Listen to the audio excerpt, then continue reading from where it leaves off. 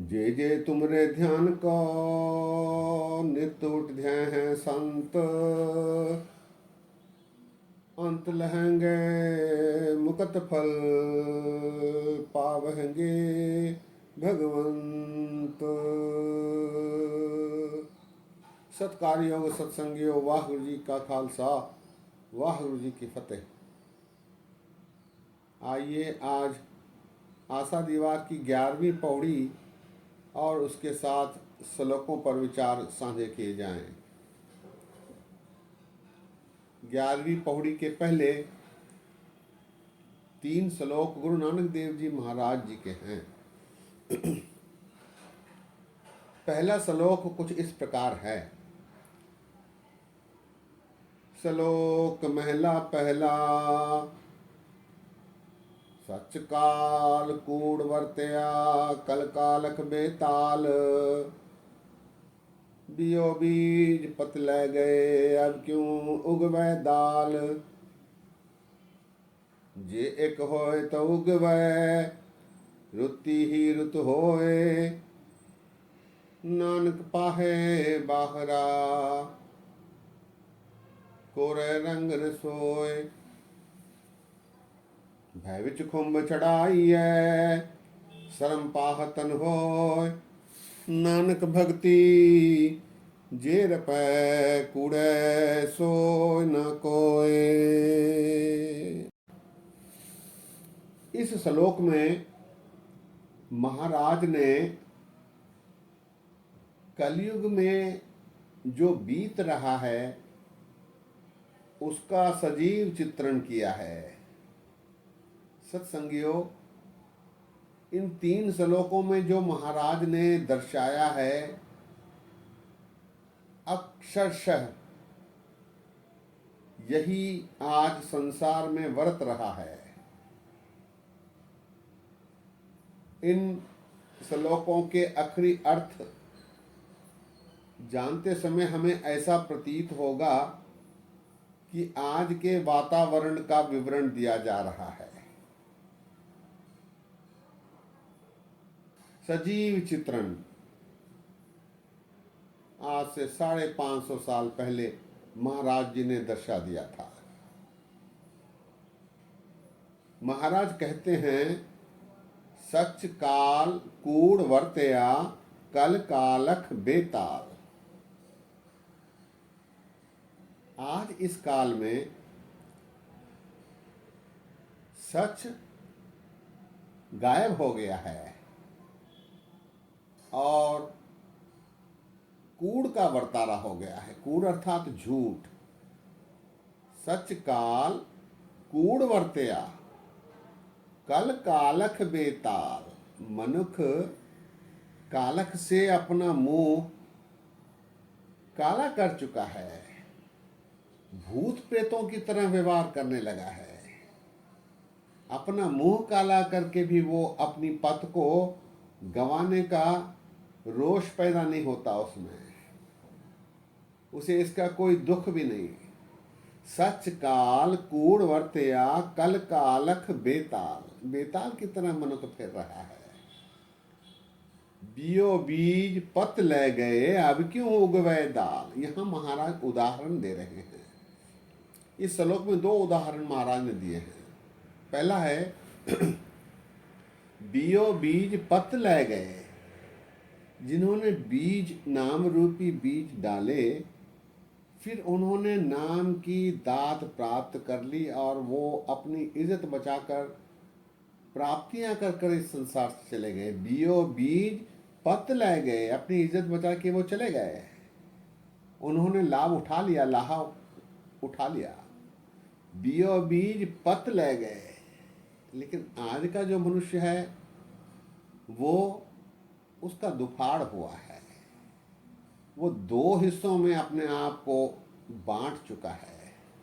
एक, वो अपने को गुरुमुख कहलवाने की कोशिश करता है, परमात्मा को ध्यान करने का ढोंग करता है। दूसरा, अपने मन की करता है। सुनता गुरु की है, करता मन की है।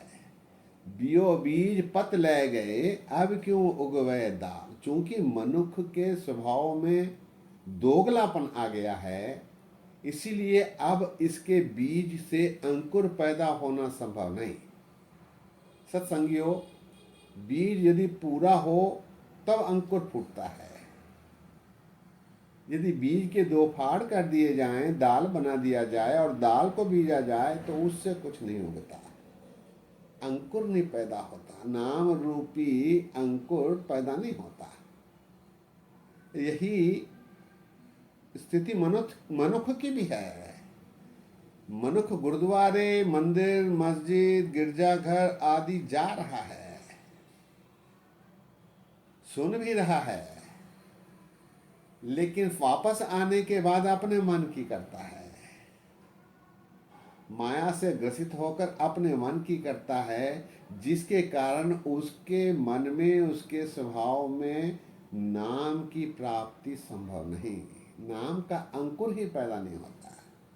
बियो बीज पत ले गए, अब क्यों उगवे दाल। दाल से भला अंकुर कैसे पैदा होगा। जे एक होए ता उगवे रुति ही रुत होए। एक बीज रहेगा तो फिर वो पैदा होगा। इसके साथ साथ ऐसी रुत भी होनी चाहिए जो वातावरण अंकुर पैदा करने में सहायता कर सके। रुत भी ऐसी हो गई है, वातावरण भी ऐसा बन गया है कि अंकुर हो ही नहीं पाता।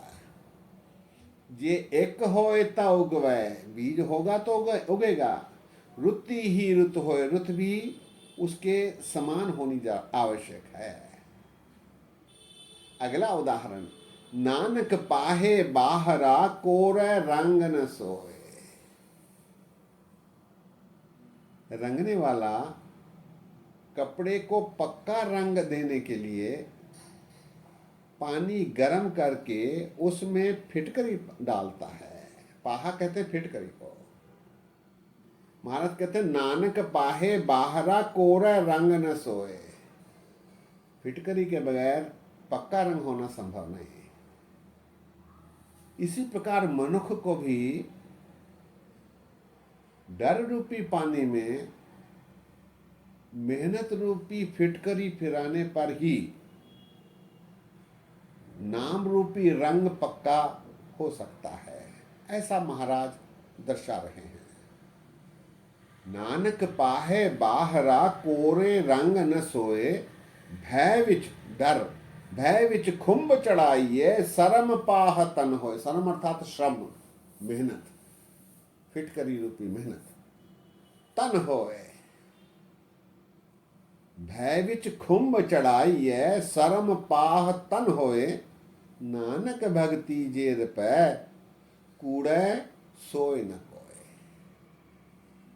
ऐसी भक्ति तब पैदा होती है, नाम की उत्पत्ति होती है, और कूड़ को कोई जगह सोए न कोय, उसको कोई जगह नहीं मिलती।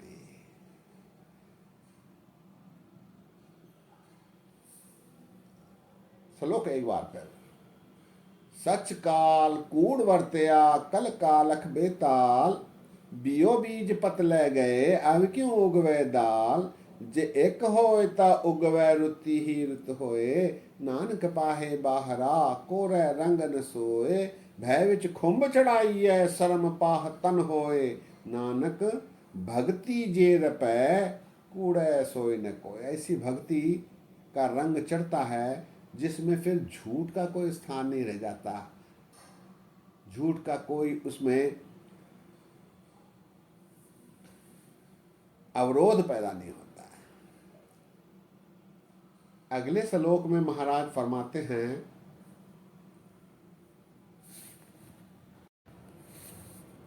महला पहला लब पाप दोय राजा महता, कूड़ होवा सिकदार, काम नेम सद पूछिए, बह बह करे विचार, अंधी रैयत ज्ञान विहूनी, भाई भरे मुर्दार, ज्ञानी नच्चह वाजे वावह, रूप करे सीगार, ऊंचे कूके वादा गावे, जोधा का विचार, मूर्ख पंडित हिकमत हुज्जत, संजय करे प्यार, धर्मी धर्म करे गावावे, मंगय मोह द्वार। जति सदावे जुगत न जाने, छड भय घर बार। सब को पूरा आपे होवे, घट न कोई आखे। पत परवाना पीछे पाइए, ता नानक तो लिया जापे। महाराज कहते हैं लब पाप दोय राजा महता, कूड़ होवा सिकदार। उस काल की परिस्थिति का विस्तार से चित्रण महाराज कर रहे हैं।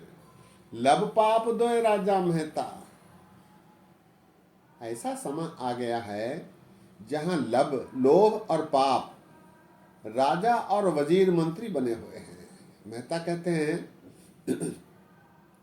मंत्री को, लब पाप दोय राजा महता, कूड़ हो वा सिकदार। और कूड़ झूठ क्या है? चौधरी बना हुआ है। काम नेम सद पूछिए, बह बह करे विचार। काम वासना से, वासना को नायबदार बना दिया गया है, सलाहकार बना दिया गया है, और उससे सलाह लेकर विचार करके काम किए जा रहे हैं। काम नेम सद पूछिए, नेम कहते हैं नायबदार को, सलाहकार को। काम नेम सद पूछिए, बह बह करे विचार। लब पाप, लोभ और पाप राजा और मंत्री, और कूड़ झूठ चौधरी बना हुआ है। काम सलाहकार बना है। ऐसी परिस्थिति में अच्छा काम होगा इसकी संभावना बिल्कुल नहीं होती। लब पाप दोय राजा महता, कूड़ होवा सिकदार। काम नेम सद पूछिए, बह बह करे विचार। और जनता अंधी रैयत, ज्ञान विहूनी, भाई भरे मुर्दार। जनता अंधी हो गई है। आज भी हम देखते हैं जनता कहती है हमें क्या करना है, आंख मूंद कर बैठी है, निस्सहाय हो जाती है, और भाई भरे मुर्दार, हमेशा जुर्माना देते देते थक जा रही है। मुर्दार कहते हैं जुर्माना देने को। भाई भरे मुर्दार, अंधी रैयत, ज्ञान विहूनी। ज्ञान का कोई इसमें, ज्ञान इसमें दिखलाई नहीं देता। और जनता अंधी होकर, अंधी रैयत, रैयत कहते हैं जनता को, अंधी रैयत, ज्ञान विहूनी, बगैर ज्ञान के, कोई जानकारी उसके पास नहीं है, और वो जुर्माना भरती चली जा रही है। भाई भरे मुर्दार। ऐसी परिस्थिति में जो ज्ञानवान हैं उनकी स्थिति महाराज दर्शाते हैं। ज्ञानी नच्चे, वाजे वावे, रूप करे सीगार। जो पढ़े लिखे हैं, समझदार हैं, जो समाज को चलाने की जिम्मेदारी जिन पर है, वो नाच कूद कर रहे हैं। लाखों रुपए लेकर गुरुद्वारों में कीर्तन करने आ जाते हैं, और जनता भी अंधी रैयत, ज्ञान विहूनी, भाई भरे मुर्दार। घंटा भर मनोरंजन के लिए चली जाती है। कोई इसमें इसका औचित्य नहीं देखता कि लाखों रुपए किस लिए दिए जाते हैं। ज्ञानी नच्चे, वाजे वावे, खूब ढोल पीटे जा रहे हैं, रूप करे सीगार। ये जो ज्ञानी हैं, जो समाज के सुधारक हैं, वो अनेक प्रकार के श्रृंगार करके अपनी दुकान चला रहे हैं।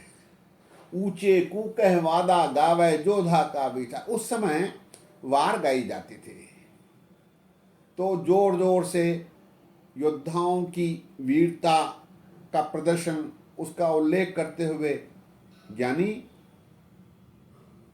अपनी वारें गा रहे हैं। ऊंचे कूके वादा गावे, जोधा का विचार। योद्धाओं के बारे वो वारें गा रहे हैं, जिसका कोई लाभ जनता को नहीं मिल पाता।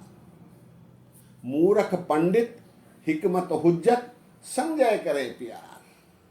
पंडित मूर्ख बने हुए हैं, काजी मूर्ख बने हुए हैं, पुजारी मूर्ख बने हुए हैं और हिकमत हुज्जत अनेक प्रकार की हुज्जतें करते हैं, जिद करते हैं और संजय करे प्यार, संजय अर्थात संचय, पैसा जमा कर रहे हैं। सत्कार योग सत्संगी आज समाज में हम ऐसी ही परिस्थिति देखते हैं। जो समाज सुधारक होने चाहिए, पुजारी होने चाहिए, जो समाज को सुधारने की जिम्मेदारी जिन पर है, नेतागण हैं, प्रधान हैं, मंत्री हैं, संतरी हैं, ये सारे ऐसी क्रियाएं कर रहे हैं। मूर्ख पंडित हिकमत हुज्जत संजय करे प्यार, दौलत जमा कर रहे हैं। और धर्मी धर्म करे गाव आवे मंगय मोख द्वार, धार्मिक बनकर ढोंग कर रहे हैं और मोक्ष का द्वार मांग रहे हैं। इन्हें मोक्ष की प्राप्ति नहीं हो सकती क्योंकि इन्होंने मांग रख दी है।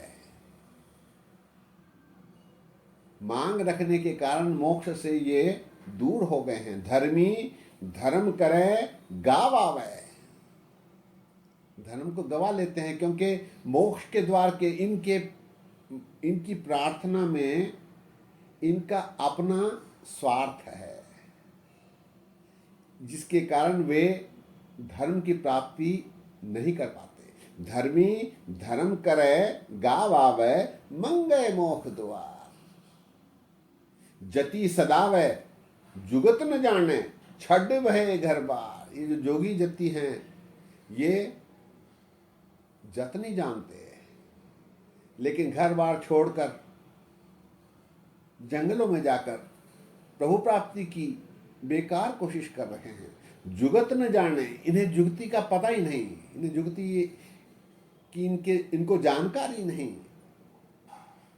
जति सदावे जुगत न जाने छड़ वहे घर बार छोड़कर जंगलों में चले जाते हैं। और ऐसा जो कर रहे हैं, प्रत्येक ये सोचता है सबको पूरा आपे होवे, घट न कोई आखे। धर्मी अपने आप को श्रेष्ठ, जोगी जति अपने आप को श्रेष्ठ, मंत्री संतरी अपने आप को श्रेष्ठ, रागी नादी बेदी अपने आप को श्रेष्ठ मान रहे हैं। सबको पूरा आपे होवे, घट न कोई आखे। कोई अपने आप को छोटा नहीं मानता, वो कहता है कि मैं जो प्रयत्न कर रहा हूं वही सही है। पथ परवाना पीछे पाइए ता नानक तोलिया जापे। इन दो पंक्तियों में महाराज कहते हैं परमात्मा प्राप्ति के लिए नाम रूपी बाट से अपने आप को तोलने पर ही पता लगेगा कि आप उसके बराबर हुए हैं कि नहीं, आप उनकी प्राप्ति करने के जोगे हुए हैं या नहीं। पथ परवाना पीछे पाइए नानक तोलिया जाते, तब तोल में उसके समान, उसके समकक्ष होने की संभावना रहती है। श्लोक एक बार फिर। लब पाप दोय राजा महता कूड़ होवा सिकदार, काम नेम सद पूछिए बहबह करे विचार, अंधी रैयत ज्ञान विहूनी भाई भरे मुर्दार, ज्ञानी निश्चय वाजे वावे रूप करे सीगार, ऊंचे को कह वादा गावे जोधा का विचार, मूर्ख पंडित हिकमत हुज्जत संजय करे प्यार, धर्मी धर्म करे गावावे मंगय मोख द्वार, जति सदावे जुगत न जाने छड़ वहे घर बार, सबको पूरा पे होवे घट न कोई आखे, पथ परवाना पीछे पाइए ता नानक तोलिया जापे। तीसरे श्लोक में महाराज निराकरण देते हुए कहते हैं महला पहला वदी सुवज्जग नान का सच्चा वेख सोय, सब नीछाला मारियां करता करे सो होए, अगे जात न जोर है अगे जियो नवे, जिनकी लेख है पथ पवे चंगे से ही के। वदी सुवज्जग नान का, हे मनुष्य तू जो गलत काम कर रहा है वो सच में परमात्मा के आगे अपने आप प्रकट होएगी। तू ये मत समझ कि उसे तू छुपा सकता है। वदी सुवज्जग नान का सच्चा वेख है सोए, वो परमात्मा जो देखता है वो सच ही देखता है।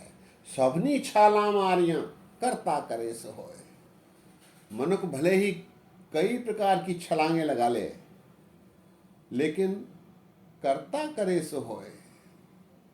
परमात्मा जो देखता है वो केवल सच देखता है। तेरे झूठ को वहां कोई थाव नहीं मिलती। अग्गे जात न जोर है अग्गे जियो नवे। वहां कोई न जात है, न पात है, न रिकमेंडेशन है, न सिफारिश है।